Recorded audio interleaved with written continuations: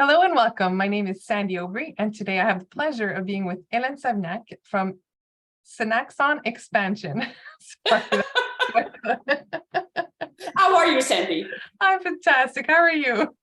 Very good, very good. So, Helen, we're talking about communication today, and it's more specifically communication in business, right? Yeah. Yeah. And so when we talk about communication in business, and I know that you've had this challenge with some of your clients coming to you and complaining, saying, my team just won't listen to me and they keep, ignoring my instructions over and over. And I feel like I'm running a daycare. What's going on? Oh, yeah. That's often the question that people are coming from to me asking what I can do about it. And first of all, I may say I deal with a lot of frustration.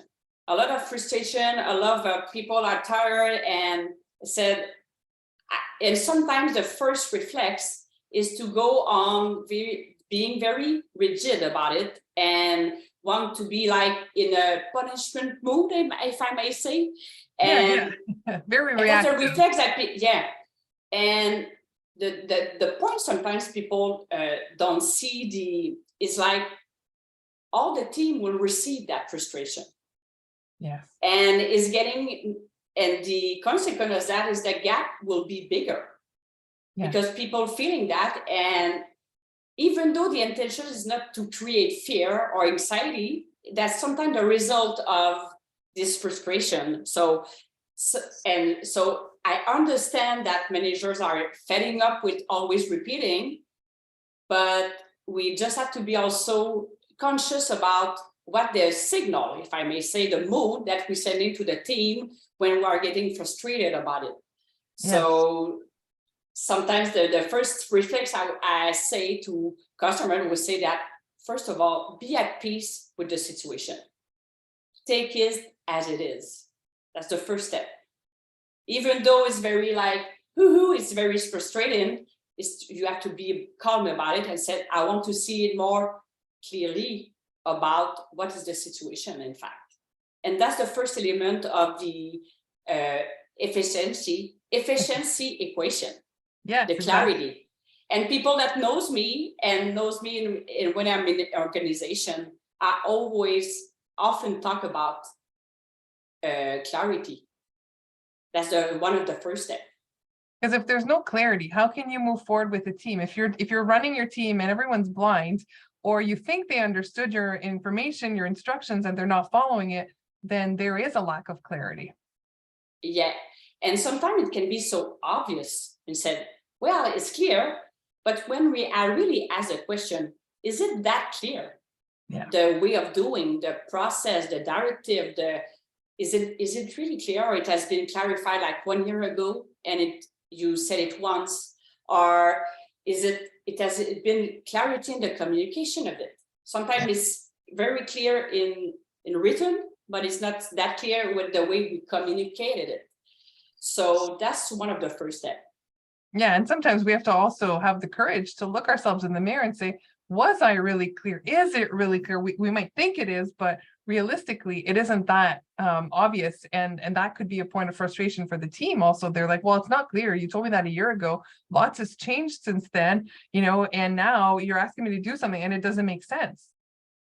And when I'm hearing that, and one also of the step is like, for executive or managers to start to take things personally. Yes. Because when people we saying that they are not following what we would like them to follow, is like, are they making fun of me? It's like they're not motivated. How come? And we sometimes question ourselves about it, and we take things personally, and that's what the frustration coming from also.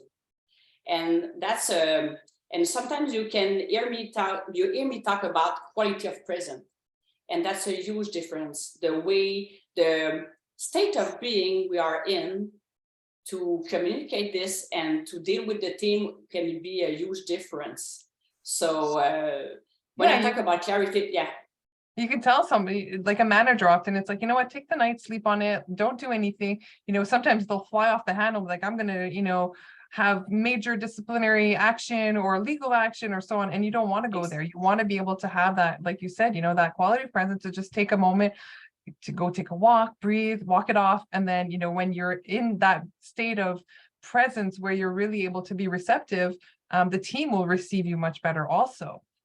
For sure, because I'm always saying the disciplinary procedure is like the last thing you want to do, because we want to have a authentic, a friendly, open communication with the team.